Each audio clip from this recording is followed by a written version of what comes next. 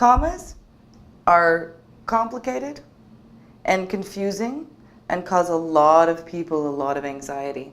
Right here we have the comma, comma, comma, comma, comma, chameleon from our dear friend Boy George. So there's 8 rules to remember about the comma. This poor comma, look, he constantly feels out of place. Rule number 1. You can use a comma to connect 2 sentences together using one of your fanboys. These is for, and, nor, but, or, yet, and so. So if we look at this sentence, I took the dog for a walk, comma, but she still chewed on my shoes. So this is one of your fanboys, and you're connecting those 2 sentences with a comma and a coordinating conjunction.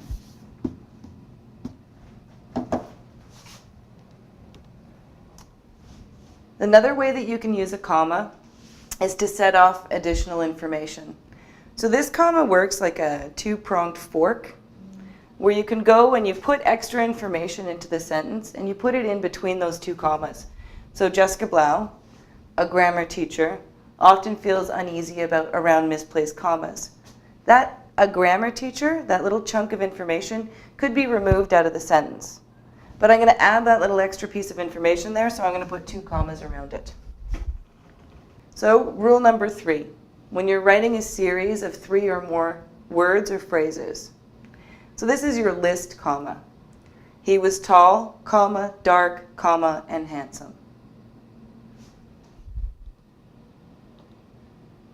One of the things you want to remember here is that with APA format, which is the format that all of your papers are written in, it's important to use what's called the Oxford comma. So the Oxford comma is when you put the comma after each item in that list. There's another school of thought that doesn't put the comma after the last item in the list, but you need to do that, and the reason why you have to do that is because if you do it one way, you can create some kind of confusion. The Oxford comma eliminates that confusion. So if you look at these 2 sentences, with the Oxford comma, we invited the strippers, comma, JFK, comma, and Stalin. So now each item in there is separate. You've got JFK, Stalin, and some strippers. In the other option, you end up jamming the last 2 items together and it becomes confusing. So now you've got, we invited the strippers, JFK, and Stalin. When you put them together, now it could suggest that JFK and Stalin are also strippers. Rule number 4, you want to set off a restrictive clause. So a restrictive clause is additional information that doesn't need to be there for the sentence to be understood. So it's very much like the other, adding extra information between those 2 comma forks. So my son, who is an artist, enjoys listening to trance music. Now, this who is an artist is not essential to the sentence. It's just extra information that you're going to put in there. So you put it between these 2 commas.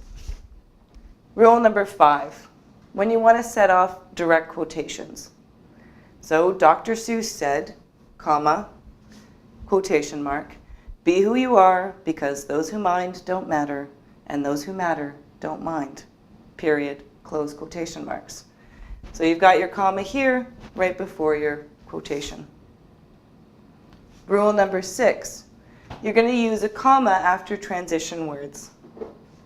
Transition words are words like however, nevertheless, consequently, therefore, furthermore. All of those words are transition words. They usually come at the beginning of a sentence. In this one, they're coming right after a semicolon. A semicolon is exactly like a period. It's just showing connection between 2 ideas. So George Bernard Shaw said, comma, quotation mark, nothing can be unconditional, semicolon, transition word, consequently, comma, nothing can be free. So this one, we're illustrating that your transition words need to be followed by a comma. Rule number 7, you need to use a comma to set off a name or an address. So if I'm going to say something to someone specifically, let's say I say, Jeff, go shut the door. If I say Jeff, comma, go shut the door, I'm calling out to that specific person. Before that specific person, I put a comma. So Paul, comma, you're the best. Or let's eat grandma. Wait, that's not right. Let's eat grandma. Now it seems like you're going to actually consume your grandmother, which seems really unkind. So you need that comma to set off that name or address. Let's eat, comma, grandma. See, this is how punctuation can save people's lives. The last rule is rule number 8.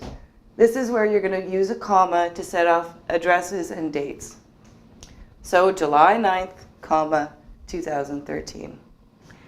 123 Fake Street, comma, Sudbury, comma, Ontario. And you're going to separate those items in that address or those dates with a comma. These are your 8 rules about how to use a comma properly and use them wisely, and don't put extra ones where they don't belong.